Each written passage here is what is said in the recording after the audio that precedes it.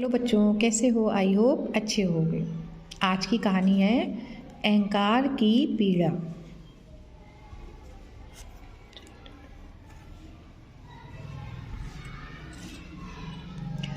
आचार्य, आज मैं नगर से वैद्यराज को बुलवा लेता हूँ। भिक्षु थोनमी ने कक्ष में प्रवेश करते हुए कहा। नहीं पुत्र, इसकी आवश्यकता नहीं। अब तो यह शरीर बूढ़ा और अशक्त हो गया है, इसी को बदलना ठीक होगा। आचार्य सिंगोन ने धीमे स्वर में कहा। उनके चेहरे पर हल्की सी मुस्कुराहट थी। पर आचार्य, यहाँ जितनी भी जड़ी बूटियाँ थीं, हम सभी का प्रयोग कर चुके हैं।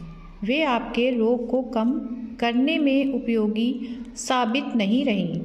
बेचैनी से टहलते हुए थोनमी ने कहा। भिक्षु थोनमी पिछले 40 वर्षों से आचार्य सिंगोन के साथ थे।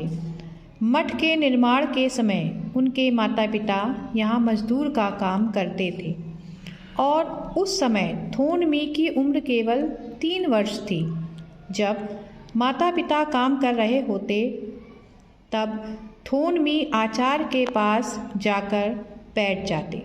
आचार्य भी बड़े स्नेह से उन्हें भगवान बुद्ध के बारे में बताते और उन्हें ध्यान करना सिखाते। मठ बनने में 2 वर्ष लगे। काम पूरा हो जाने के बाद जब इनके माता पिता वापस जाने लगे तब थोनमी ने साथ जाने से मना कर दिया। माता पिता भी यह सोचकर कि यहाँ रहने से उनके बच्चे की परवरिश अच्छे से हो जाएगी, उन्हें वहीं छोड़कर चले गए। बस तब से आचार्य सिंगोन ही उनके माता पिता, गुरु, मित्र सब कुछ हैं। आज वे बीमार हैं। बीमार से ज़्यादा वृद्धावस्था अब उन्हें उठने ही नहीं दे रही। इसी वजह से थोनमी चिंतित थे। बेचैनी से थोनमी को टहलते देख आचार्य ने कहा, पुत्र, तुम चिंतित क्यों हो? यह समय तो सभी के जीवन में आता है। जन्म हुआ है तो मृत्यु अवश्यंभावी है। चिंता मुझे इस बात की नहीं है। बस मैं आपका उपचार सही ढंग से करवाना चाहता हूँ। आगे ईश्वर की इच्छा। पर आप ना तो किसी वैद्य को बुलाने देते हैं, ना स्वयं किसी चिकित्सा के लिए चलते हैं। आचार्य बस मुस्कुरा दिए, बोले कुछ नहीं। आचार्य, आज आपको मेरे 2 प्रश्नों के उत्तर देने होंगे। थोनमी ने पास बैठते हुए कहा। पहला यह कि आप किसी अन्य वैद्य से औषधि क्यों नहीं लेते? दूसरा यह कि आप पूरा जीवन चांगला पर्वत को छोड़कर कहीं अन्यत्र स्थान पर यात्रा पर भी नहीं गए। जब भी आवश्यकता हुई आपने मुझे ही भेजा। आचार्य सिंगोन ने गहरी सांस ली और बोले, ठीक कहते हो थोन। रोग शोक अपने कर्मों के अनुसार आते हैं। औषधि भी तब काम करती है जब कर्म साथ दे। दूसरा, मैं इतना भटक कर यहाँ आया था कि आगे जाने की ज़रूरत ही महसूस ना हुई। मैं आज तुम्हें एक लंबी कहानी सुनाता हूँ, लेकिन इससे पहले तुम मेरे सिर को थोड़ा ऊंचा कर दो। थोनमी ने सहारा देकर आचार्य के सिर को ऊंचे उठाते हुए तकिए पर टिका दिया। 2 घूंट पानी पीकर आचार्य सिंगोन ने कहा, मैं नहीं जानता कि मेरे माता पिता कौन थे और मैं सुदूर ल्हासा के उस मठ पर कैसे पहुंचा। मठ में मैं सफाई करता, पानी भरता, आने जाने वाले उन भिक्षुओं की सेवा करता जो उस मठ में अध्ययन करने आते थे। उन्हें देख देख कर मैं भी पढ़ने लगा। मैं सूर्योदय से पहले उठ जाता, मठ में लगे विशाल मणि खोरेल को 107 बार घुमाता। इससे उसमें लगी छोटी छोटी घंटियों की ध्वनि से पूरी घाटी गूंज उठती। एक दिन मैं मणि खोरेल घुमाकर ध्यान कक्ष में बैठा ही था कि मुझे किसी के कराहने की आवाज़ सुनाई दी। मैं बाहर आया तो देखा कि एक वृद्ध व्यक्ति बरामदे के कोने में बैठा है। वह बीमार था। उसके वस्त्र बिल्कुल फटे हुए थे। मैंने पास जाकर पूछा, आप कौन हैं? कहाँ से आए हैं? उन्होंने कहा, मेरा नाम कनिष्क है। मैं सुदूर देशों से धर्म का प्रचार करता हुआ आया हूँ। मार्ग में ज्वर हो गया। कमजोरी के कारण आगे बढ़ना मुश्किल हो रहा था। इसलिए मठ देखकर रुक गया। मेरा सौभाग्य है कि आपके दर्शन हुए। मैं अभी आपके खाने व औषधि का प्रबंध करता हूँ, मैंने कहा और तेजी से मठ के अंदर गया। एक कक्ष में आचार्य कनिष्क के रहने का प्रबंध कर मैंने उन्हें भोजन करवाया। 1-2 दिन में जब वह स्वस्थ हो गए तब मठ के सभी भिक्षुओं ने उनसे आग्रह किया, भदंत बौद्ध भिक्षु, अब आप यहीं इसी मठ में रहें और हमें भगवान बुद्ध के संदेश सुनाएं। पर वह नहीं माने और कहने लगे, नहीं पुत्र, मेरा काम अभी पूरा नहीं हुआ है, मुझे आगे जाना होगा। तुमने मेरी बहुत सेवा की है, ईश्वर तुम्हें सही राह दिखाए। हाँ, आज से 14 वर्ष बाद तुम्हें मेरी आवश्यकता होगी, तब तुम चले आना। मैं आचार्य की बात सुनकर चकित हुआ, इसलिए पूछा, आपसे कहाँ मिल पाऊंगा भदन? तुम जहाँ भी रहो सीधे चांगला पर्वत पर चले आना। उस पर्वत पर 2 तने वाले चीड़ के वृक्ष दिखाई देंगे, मैं तुम्हें वहीं मिलूंगा। इतना कहकर लाठी उठाकर वह चले गए। इतनी कहानी सुना आचार्य सिंगोन चुप हो गए, थक गए थे शायद। तभी एक भिक्षु सूप का कटोरा लेकर आया। थोनमी ने लकड़ी के चम्मच से आचार्य को सूप पिलाया। सूप पीकर आचार्य ने कहानी आगे बढ़ाई। मैं शास्त्रों का अध्ययन कर रहा था। भगवान बुद्ध के ज्ञान दर्शन के बाद के उपदेश थे, इनमें जीवन का सार निहित था। साथ साथ मैं भगवान बुद्ध के पूर्व जन्मों पर भी कथाएं संकलित कर रहा था। मठ के आचार्य के स्वर्गवास के बाद मुझे मठ का आचार्य बना दिया गया। व्यवस्था के बीच मैं सुबह शाम प्रवचन करता। सहज भाषा में कहे गए बुद्ध वचन लोग पसंद करते। मेरी ख्याति दूर दूर तक फैल गई। राजा भी कई बार प्रवचन सुनने आए। राजा ने प्रभावित होकर मुझे नगोडाट की उपाधि देना तय किया। नगोडाट का क्या अर्थ होता है आचार्य? थोनमी ने बीच में टोका।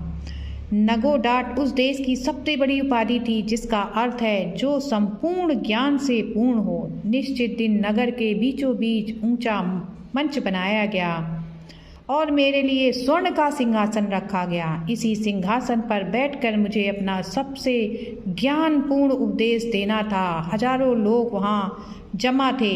राज परिवार, सभासद व नगर के बड़े बड़े लोग वहाँ उपस्थित हुए। मेरे मंच पर आते ही लोगों ने बहुत शोर किया और सभी खड़े हो गए। यहाँ तक कि राजा भी राज परिवार के साथ मेरे सम्मान में खड़े थे।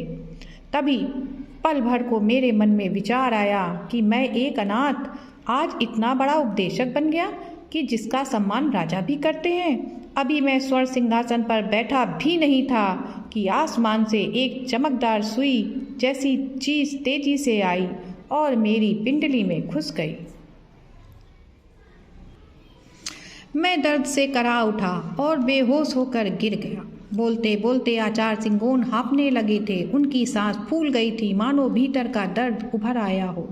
भिक्षु थोनमी ने उनकी पीठ सहलानी चाहिए, पर उन्होंने इशारे से मना कर दिया। तो घूंट पानी पीकर पुनः उन्होंने कहना शुरू किया, जब मेरी आँख खुली तो मैं राजमहल में था। मेरे पाँव में तीव्र दर्द हो रहा था। कपड़ा हटा कर देखा तो वहाँ एक छोटा सा फोड़ा हो गया था।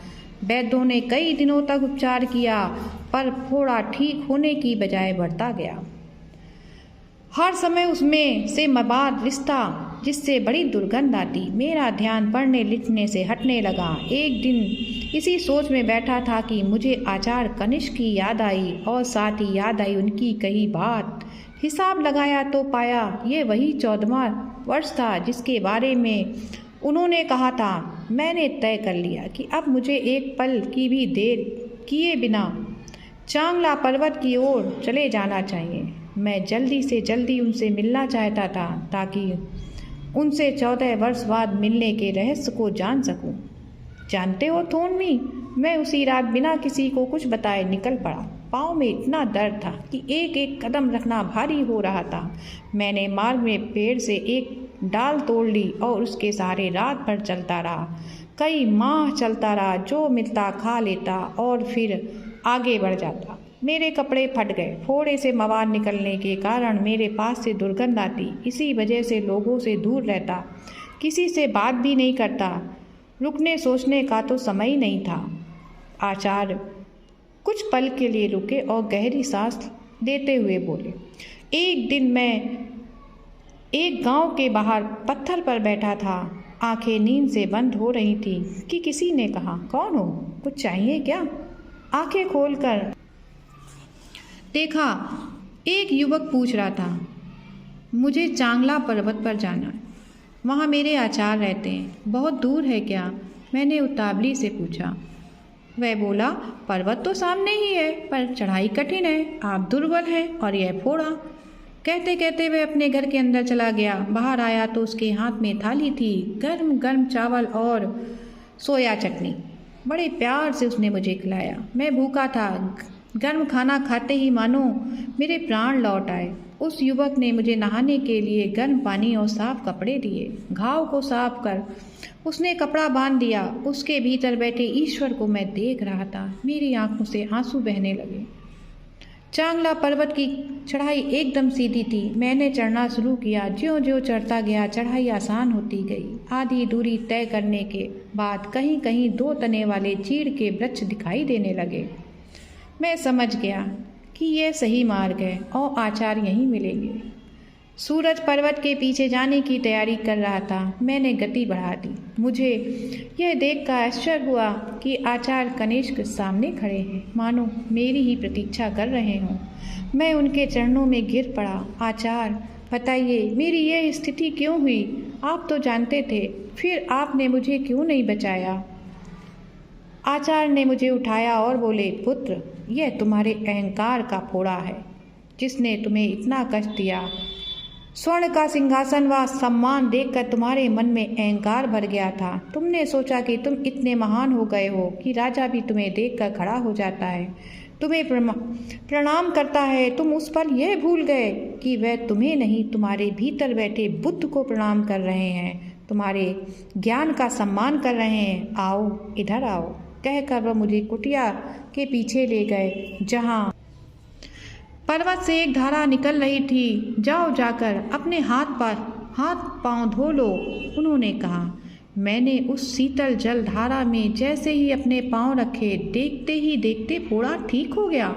मैंने हाथ मुंह धोए और इस चमत्कार के बारे में बताने के लिए जैसे ही कुटिया की ओर मुड़ा तो पाया कि एक और आश्चर्य मेरी प्रतीक्षा कर रहा है। वहाँ ना कुटिया थी, ना आचार्य, बस चीड़ के 5 वृक्ष एक पंक्ति में खड़े थे।